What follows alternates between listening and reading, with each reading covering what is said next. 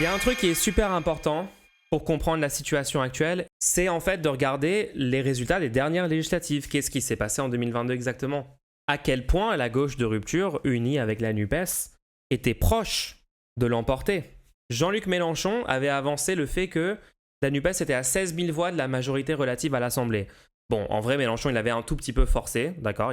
En effet, il avait été le plus gros forceur de la gauche. Mais en fait, le vrai chiffre de ça, du nombre de voix qui manquaient pour avoir une majorité absolue NUPES, eh bah, en fait, il est hyper important à mettre en avant aujourd'hui. Je rappelle le fonctionnement des législatives. Ce sont des élections uninominales à 2 tours. Ça veut dire que le premier tour, il y a tout un ensemble de candidats pour qui vous pouvez voter, pour élire votre député. Et au second tour, vous avez un second tour entre les deux arrivés en tête. La NUPES étant mis d'accord, ils avaient un candidat seulement au NUPES par circo, donc il fallait aller voter pour ça. Et la NUPES était présent en 2022, donc il y a 2 ans, 2 ans seulement, c'est il n'y a pas si longtemps. Après avoir réussi à faire élire 4 députés dès le premier tour des législatives, la NUPES était présente dans près de 400 circonscriptions au second tour. Imaginez les gens, 400 circonscriptions où les seconds tours, c'est des seconds tours NUPES vs un macroniste, ou NUPES vs extrême droite, vs RN, ou dans des rares cas contre autre chose, mais sur 577, ça veut dire dans genre la grosse majorité des circonscriptions, dans genre 60, attends, ça fait combien de pourcentage? 400 sur 577, ça fait 70%. Dans 70% des circos, dans les seconds tours, il y avait la NUPES. Donc là, à ce moment-là, vu qu'il faut 50%, quand même, il y avait une chance que... Là, il y a le Front Populaire, d'accord? Il y a la NUPES 3.0, il y a le Front Populaire. Dites-vous, imaginez, dans 3 semaines, les gens revotent de la même façon, dans les premiers tours. Ce qui est quand même réaliste comme option, puisque c'est ce qui est arrivé la dernière fois. Et bah concrètement, 2 semaines après, ils ont l'option de voter Front Populaire dans 70% des seconds tours. C'est ouf, hein. C'est une possibilité.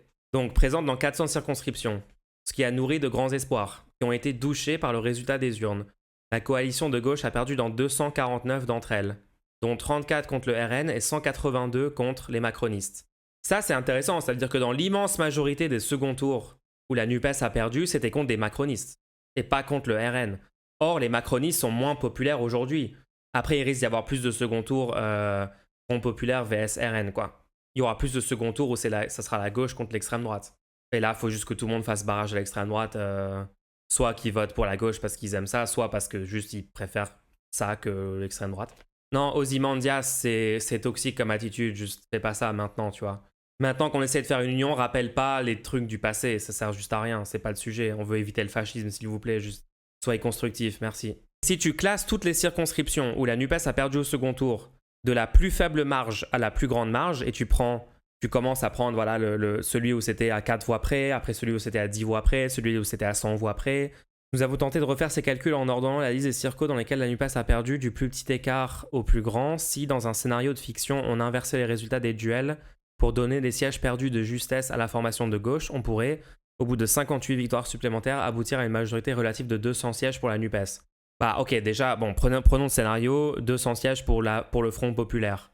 Du coup, il suffirait de 52 000 voix supplémentaires qu'en 2022 dans des seconds tours en répartissant les voix correctement. Ça veut dire en répartissant pas correctement les voix, ça fait genre 500 000 voix, des trucs comme ça, quoi. C'est quoi le message que j'essaie de vous expliquer avec ça? C'est de dire, les législatives se sont jouées en 2022 à très, très, très peu de voix près. D'ailleurs, j'aimerais bien avoir leur tableau qu'ils ont fait pour ça. Quelle que soit la méthode choisie, sur les 21 millions de suffrages exprimés au second tour des législatives, le nombre théorique de voix qui manquait à la NUPES reste très faible, entre 0,13 et 0,25% du total des voix. Pour aller encore plus loin, nous avons calculé que 293 000 voix auraient été nécessaires pour que la NUPES obtienne la majorité absolue de 289 sièges à l'Assemblée nationale.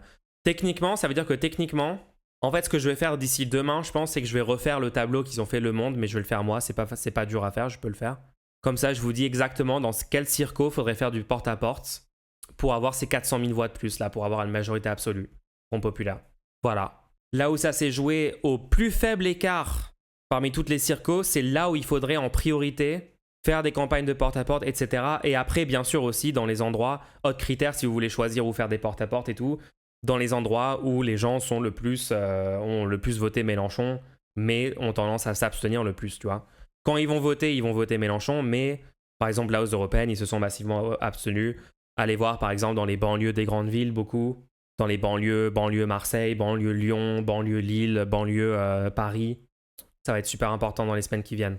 Servez-vous de ça pour débunker les doomers en ce moment, d'accord? Je vois tellement de gens sur Twitter dire pays finito, ça y est, l'extrême droite arrive, Macron va a donné une opportunité, l'extrême droite va la prendre et va gagner, c'est finito, etc. Il peut y avoir une majorité absolue Front Populaire à l'Assemblée dans 5 semaines. Stratégiquement, dans les bons endroits, on peut faire tout basculer dans les législatives. Et rappelez ça parce que je pense qu'il y a peu de gens qui sont au courant. Encore une fois, ça va être un des trucs stratégiques, un des arguments stratégiques pour sortir les gens du dooming, pour leur dire ça s'est joué à tellement peu de choses la dernière fois. Venez, au lieu de passer 3 semaines à déprimer, à être tout seul chez vous, à dire sur Twitter pays finito, etc. Venez vous passer ce temps-là à faire un porte-à-porte ou juste, de base, juste ne pas répandre du défaitisme, et c'est déjà bien. Hein.